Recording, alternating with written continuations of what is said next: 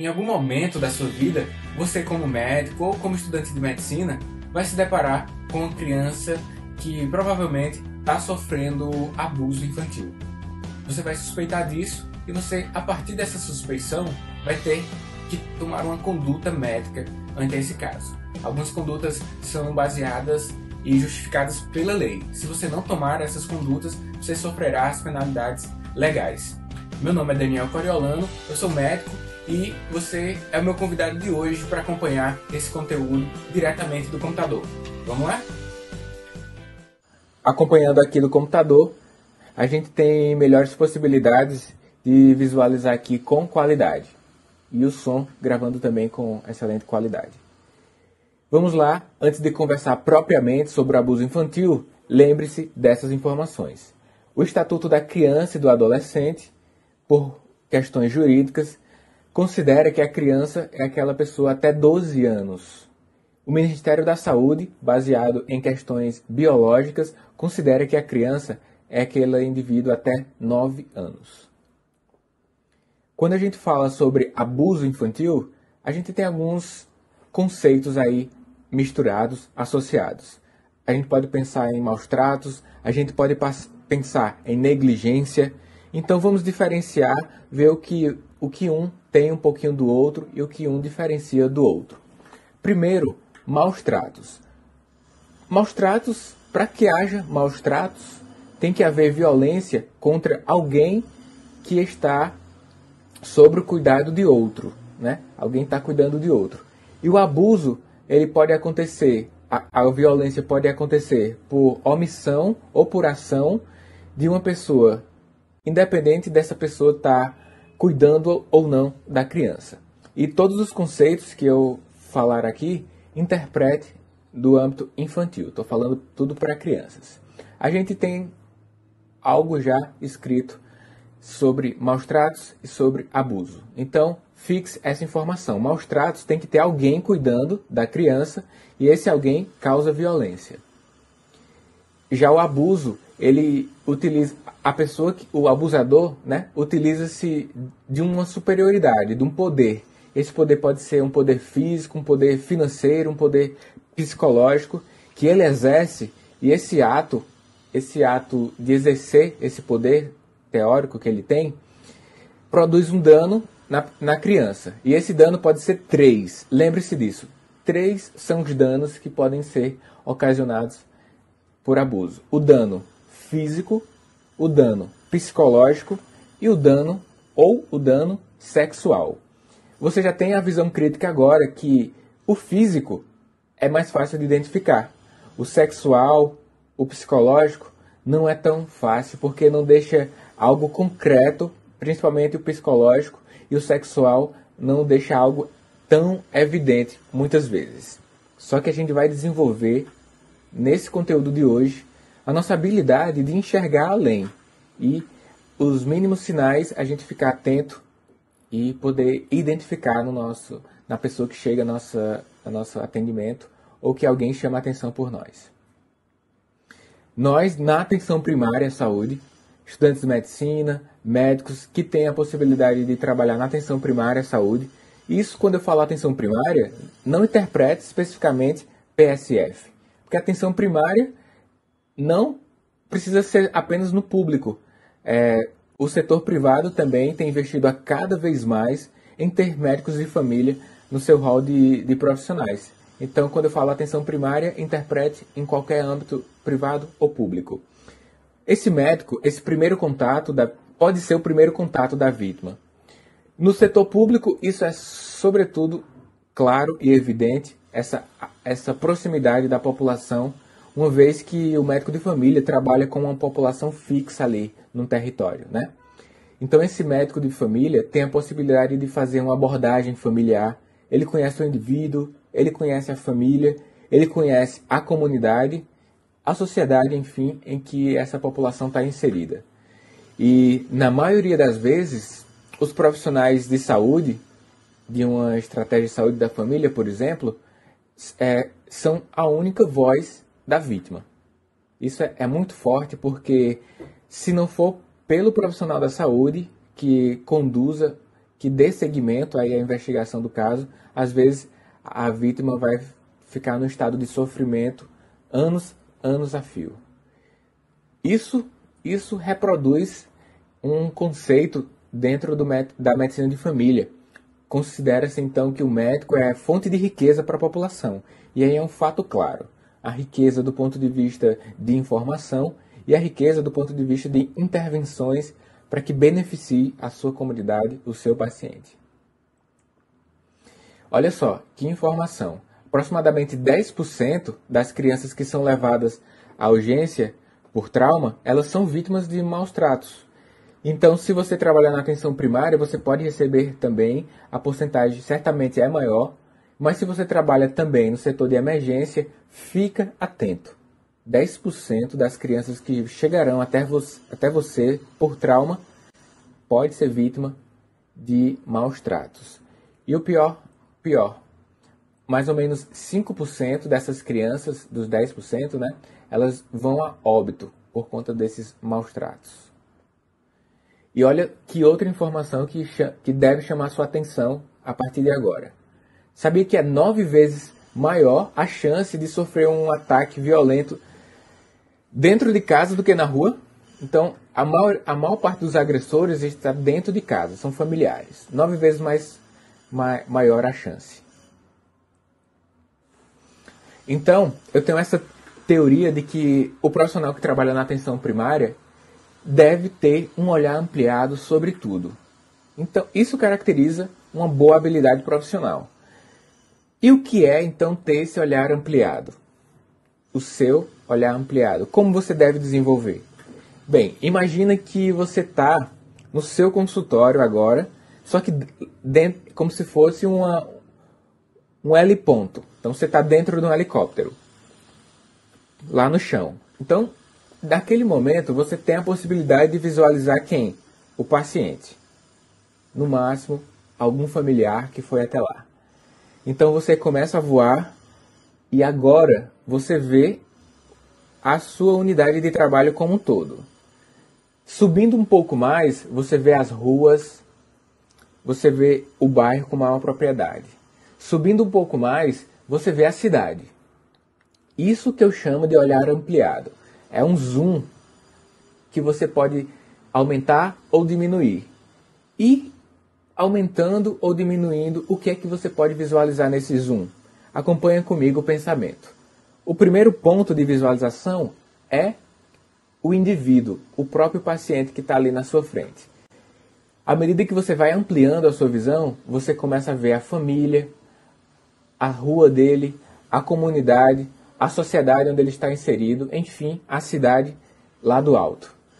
Perceba que cada um desses pontos tem uma forte influência sobre a ocorrência do abuso infantil. Vamos analisar cada um desses pontos.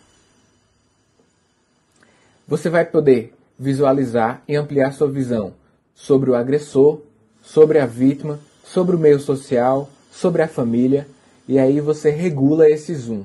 Se chega mais próximo da vítima ou se vai mais para o alto, vendo o meio social. Cada um desses 4 pontos aí tem algumas características indicadoras que ocasiona a maior prevalência de abuso infantil. Vamos falar então primeiro do agressor. Se a gente pudesse traçar um perfil do agressor, a gente conseguiria identificar essas características. Geralmente o agressor tem um histórico de abuso na infância dele.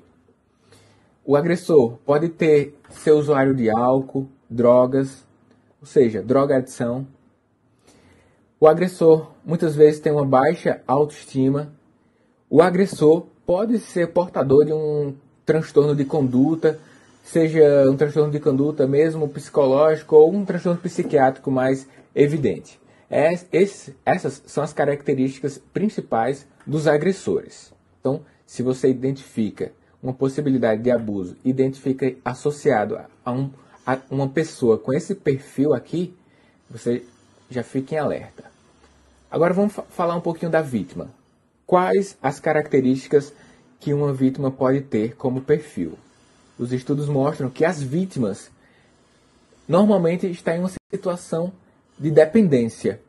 Mas perceba e lembre comigo que a criança, por natureza, está numa situação de dependência. Ela precisa do cuidado do adulto ou de outras pessoas para manter sua existência, manter sua sobrevivência. Então, é um estado natural ali da criança essa situação de dependência. Agora, algumas situações podem proporcionar uma maior dependência.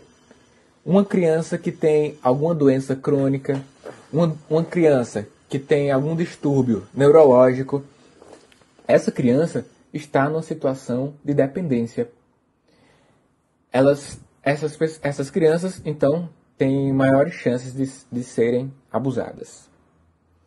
Outra coisa que você pode perceber como perfil da vítima, que ela pode ter um perfil assim comportamental de medo. Medo dos familiares. Principalmente se for abuso sexual, né? Medo do sexo oposto. Porque quando eu falo de vítima, eu estou falando de vítima que pode sofrer qualquer tipo de abuso, tá? Pode ser o abuso sexual, mas pode ser o abuso, os maus tratos, pode ser a negligência. Ela pode ter o dano físico de várias maneiras. Ou o risco potencial de dano, no caso da negligência. Uma vítima, como perfil dessa vítima, ela pode ser identificado nela também uma condição maior de fragilidade. Uma condição de fragilidade e medo, mas não é um medo quando chega a seu consultório médico, não é um medo de médico, é um medo que você percebe que é um medo diferente. É um medo de ser agredida. Outra coisa que você pode perceber como perfil comportamental é uma criança com argumentos opositores. Ela está na negativa sempre. Tudo que o familiar, ou então você como médico pode falar, ela coloca-se contrária àquilo. Então, é um perfil opositor. As crianças que sofreram abuso anteriormente, elas também têm maiores chances de terem novos abusos, porque os agressores, elas enxergam essa vítima em uma situação de fragilidade, já que ela já sofreu abuso, então ela tem maior chance de ter novamente uma nova agressão. Você pode perceber também que a criança vítima, ela pode mudar de comportamento da seguinte forma. Normalmente a criança recebe o cuidado. Só que a criança vítima de abuso, ela tem um cuidado excessivo com os adultos. Olha que interessante. Ela passa de uma situação de receber o cuidado para uma situação de atender todas as demandas dos adultos, principalmente do agressor. O meio social também exerce influência, então o meio social com fortes desigualdades, com analfabetismo, com violência, com desemprego. E quando o meio social aceita aquela situação de abuso como normal, então isso tudo influencia no surgimento. Então, como é que uma sociedade ou um meio social vai aceitar um abuso como normal? Bem, alguns países e alguns locais aqui no Brasil mesmo, você pode perceber o trabalho infantil e isso é considerado maus tratos. O trabalho infantil. E um determinado local pode aceitar aquele trabalho infantil ali como normal. Criança lá quebrando pedra, fazendo um trabalho pesado na roça, ou algo do tipo que já se caracteriza como abuso, trabalho infantil. E lesão mesmo psicológica e física mesmo para a criança. As famílias também têm algumas características que podem chamar a sua atenção. Então, aquela família cujos pais são jovens, de gravidez não planejada, aquela família que tem uma grande quantidade de pessoas, principalmente aquela família que tem muitos filhos, que tem conflitos familiares constantes, essas famílias têm mais chances de terem vítimas de abuso ali no seu meio. Ficar atento, então, sobre isso. Perceba que, nesse momento aqui, você já tem uma visão, já está ampliando sua visão. Você já tem possibilidade de enxergar com maior qualidade ou uma visão qualificada do agressor.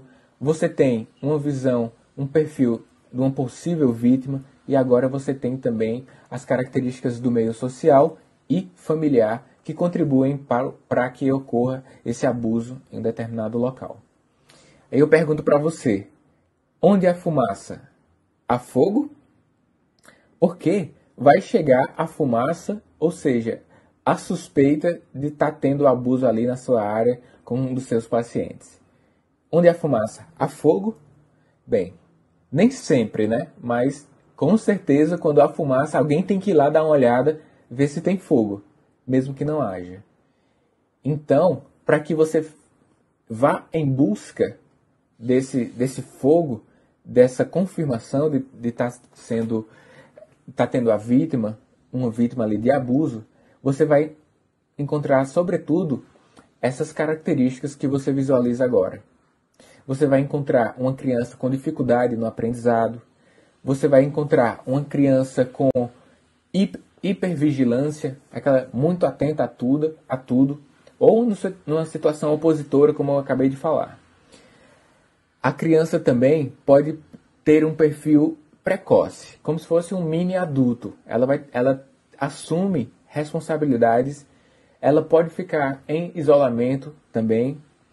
Eu te falei já sobre os medos dos parentes e te falei também sobre a inversão do padrão de cuidados, que é aquela criança que tenta suprir todas as demandas dos adultos, daquelas pessoas do seu meio ali familiar.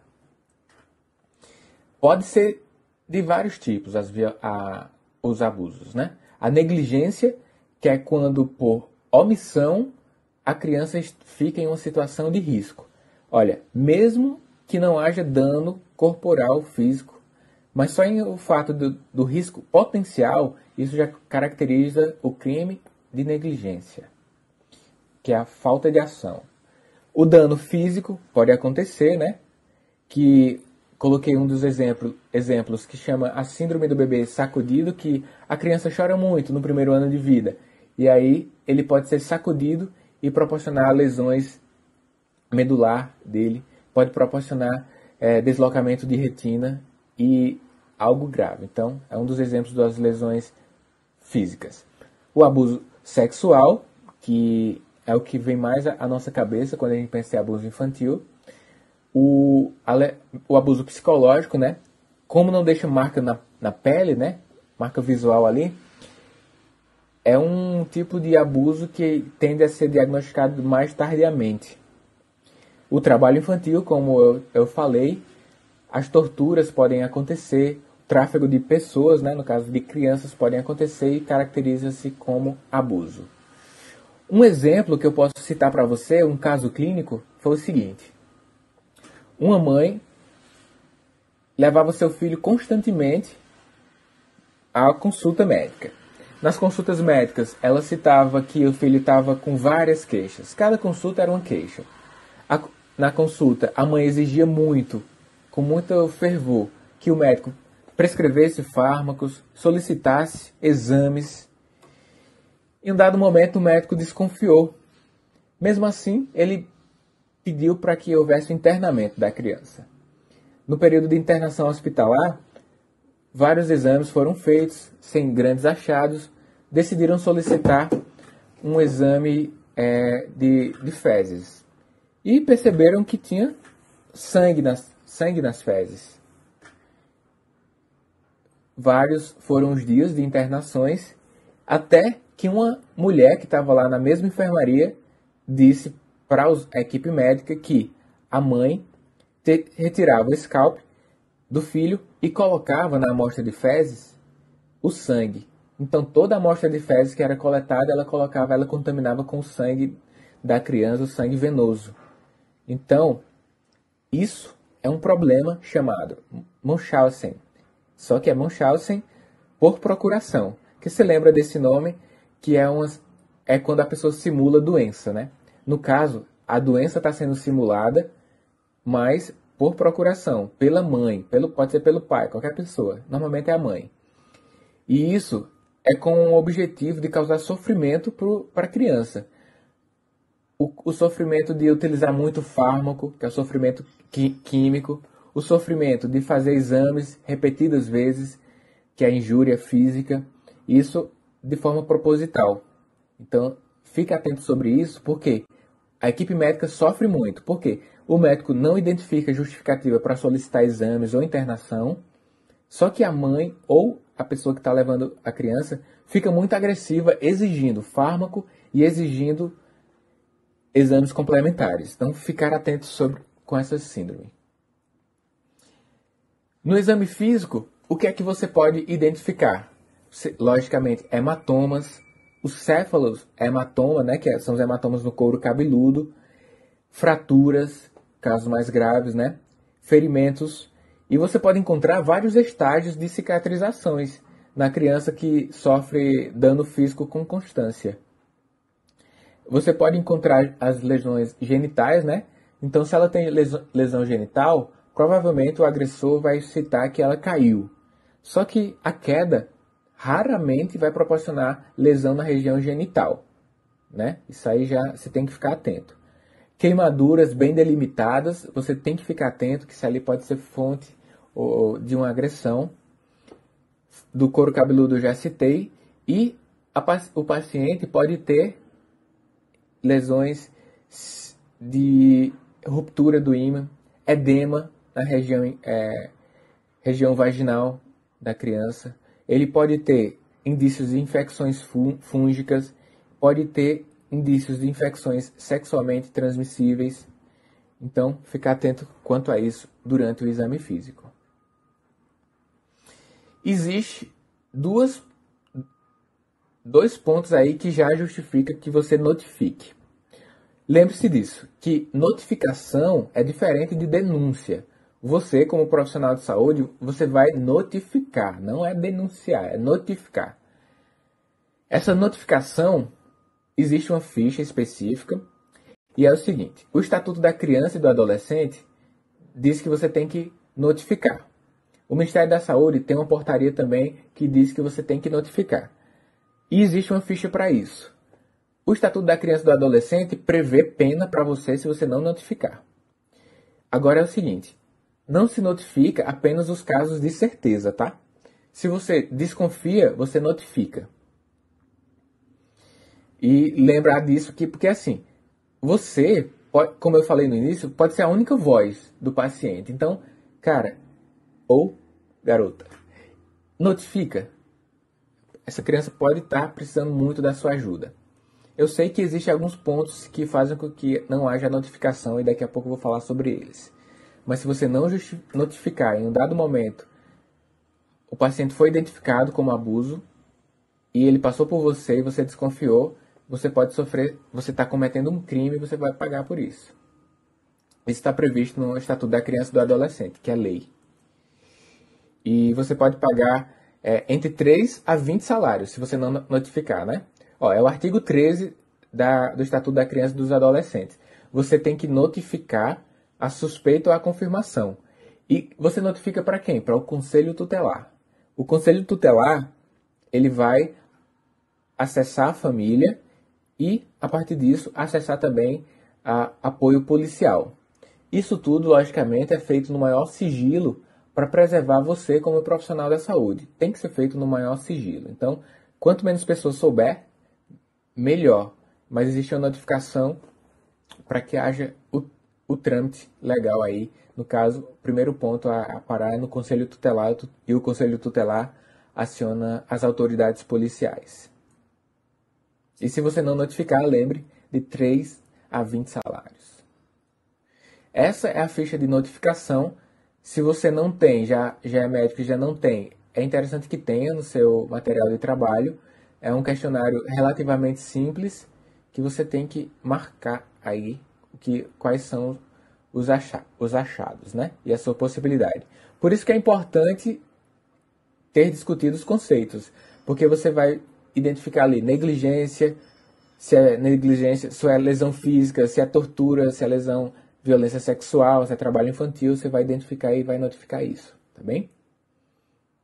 Agora você já tem os conceitos em mente, então não vai ter problema nenhum. A segunda parte aí da ficha, apenas estrinchei. Olha só, aquela criança que sofreu abuso, ela tem esse seguinte prognóstico aí, se não tiver uma ação forte da equipe de saúde. ela pode repetir conduta, ou seja, uma criança que abusou pode abusar de outras. Assim como o adulto abusador, além de sofrer as sanções penais, né, jurídicas do crime que cometeu, ele tem que receber atendimento psicológico, porque pode ser um adulto que sofreu também durante a sua infância. Tá? Então, a criança que passou por abuso tem que ter um acompanhamento muito rigoroso do ponto de vista da equipe de saúde, porque ela pode repetir conduta na vida adulta, pode ser uma pessoa com maior agressividade, uma pessoa que entra no mundo dos crimes, que consome drogas e ela tem mais predisposição a ter depressão. Então, ela precisa se identificar e precisa se acompanhar a criança. Esses são os pontos que fazem com que os profissionais de saúde não notifiquem. Incrível, mas agora você vai ter ciência disso e não vai cometer esses erros. Olha só, a falta de preparo profissional é algo muito frequente que você já não tem mais isso, né? Agora você já, até esse momento, considero que você está com um olhar bem ampliado sobre o abuso infantil, sobre a família, sobre o indivíduo, sobre a comunidade. Mas muitos profissionais não estão preparados, não estão com esse olhar ampliado, diferente de você. Outro ponto.